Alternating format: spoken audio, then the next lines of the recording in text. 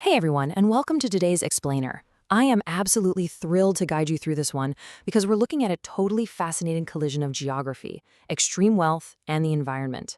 We're going to explore how the ultimate pursuit of privacy interacts with the raw, natural shapes and physical realities of two radically different islands. Get ready because the contrasts we're about to look at are just incredible. All right, let's jump right in.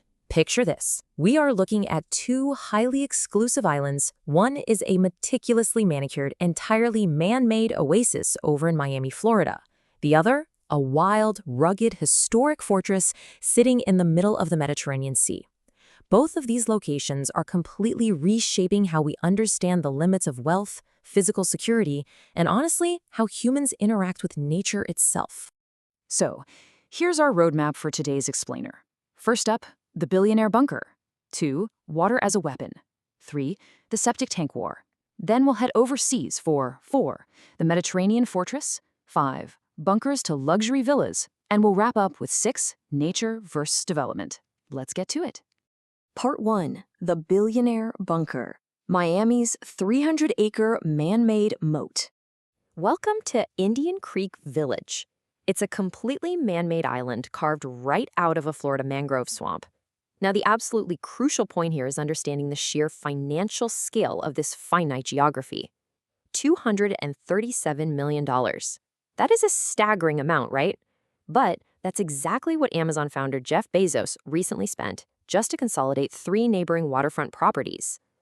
Buyers at this level are paying massive premiums simply because the physical space on the island is so severely limited.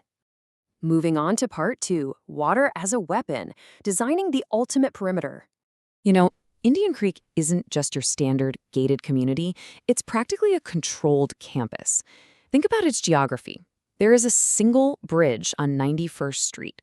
That is literally the only way in by land, acting as a super strict physical choke point. And the perimeter? That deep turquoise water isn't just there for a pretty view, it's treated as an active defensive line. They have a private police force running 24/7 marine patrols using military-grade radar and thermal cameras to monitor the bay. They're using the geography itself to enforce their privacy. Which brings us to Part 3, the septic tank war, trouble in the mangroves. Now, beneath the perfect illusion of Indian Creek, there is a very messy reality. Above ground, it's pure perfection. Actually, scratch that. It's extreme elite luxury. We're talking mansions with 10-plus bathrooms, immaculate lawns, a world-class golf course. But below ground, it's a literal mess. Because the whole thing was built on a vulnerable swamp. A county analysis found 22 failing septic tanks. Thanks to rising sea levels, these tanks are actively leaking raw sewage straight into Biscayne Bay's ecosystem. So, to get off those failing septic tanks, they had to connect to a proper sewer line. And oh boy, did that start a massive political fight. Indian Creek wanted to route their waste through the neighboring town of Surfside, but Surfside's mayor demanded a $10 million fee to cover the historical upkeep of their system. Indian Creek's elite residents were not having it. They publicly called this fee extortion. Their solution? They quietly threw their weight behind a state transportation bill that legally prohibits towns from blocking sewer lines, which completely bypassed Surfside's demands altogether. All right, shifting gears to Part 4, the Mediterranean fortress, Sazan Island's untouched, rugged terrain. We're leaving Florida behind and flying all the way across the globe to Sazan Island in Albania, right where the Adriatic and Ionian Seas meet. The history of this place is just bizarre. Back in the 1950s, Sazan was fortified as a top-secret Soviet submarine base, totally closed off to the world. By the 1990s, it was just abandoned. But here's the crazy part. That harsh military isolation accidentally acted as the ultimate conservation tool. It preserved the island's virgin nature. Fast forward to today, and it's the target of a $1.4 billion luxury mega-resort transformation. I really want you to visualize the raw, natural shapes of this island. It's a completely wild frontier. I mean, we are talking about 1,400 acres defined by these towering, sheer rock cliffs, incredibly deep natural sea caves, and a violently rugged coastline. But perfectly intertwined with this gorgeous natural terrain are 3,600 Soviet-era nuclear bunkers and 10 miles of subterranean military tunnels. The developers aren't just facing tough rock formations here. The landscape is hiding unexploded ordnance and landmines. It's an intensely complex, highly explosive natural environment. Part 5. bunkers to luxury villas. Engineering Eden. So how exactly do you turn a literal militarized rock into an exclusive paradise? Well, spearheaded by Ivanka Trump and Jared Kushner, the architectural vision here isn't to just flatten the island. Instead, they want to embrace its jagged geometry. They've designed these modern luxury structures intended to blend seamlessly into Sazan's dramatic natural rock formations. The whole goal is for the villas to look like they are rising organically right out of the sharp Mediterranean cliffs. They want to respect the coastline's natural shapes rather than bulldozing right over it. But here's the thing.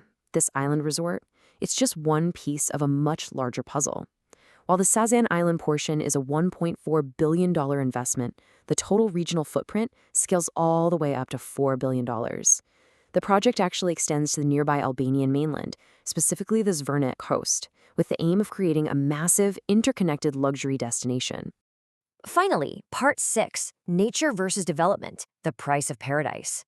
You know, transforming untouched nature on this massive scale is obviously going to cause some serious friction, and it's really vital to understand the real-world stakes here. That mainland's Zvornik coast we just mentioned, it happens to be a critical nesting ground for flamingos and rare sea turtles. Activists are fiercely protesting what they say is a lack of transparent environmental permits. And this tension has boiled over into violent street clashes in the capital, complete with water cannons. Politically speaking, the opposition is accusing Prime Minister Edi Rama of essentially trading protected sovereign land to gain political influence with the Trump family. You can literally hear the rallying cry in the streets. Albania is not for sale. But to look at both sides of this neutrally, Prime Minister Rama strongly defends the project. His stance is that Albania shouldn't fear major development, and that these billion-dollar global investments are exactly the kind of economic engines the country absolutely needs to elevate its tourism sector on the world stage. So let's tie this whole thing together. It's kind of wild when you compare them side by side. On one hand, you have Miami's Indian Creek, extreme wealth having to retrofit a completely man-made island just to fix decades of hidden sewage damage beneath the surface. And on the other hand, you've Albania's Sazan Island, extreme wealth attempting to terraform a rugged, militarized yet naturally untouched wilderness to build a brand new frontier of luxury. It absolutely makes you step back and think about the sheer physical footprint of extreme privacy. Which leaves us with this final thought for today's explainer. As the ultra-wealthy continue to seek out and engineer the ultimate private refuges, whether that means fixing a sinking swamp in Florida or taming sheer cliffs in the Mediterranean, who ultimately pays the price for taming nature? Thank you so much for joining me as we explored the fascinating geography of wealth today. I hope this sparked your curiosity, and I'll see you next time.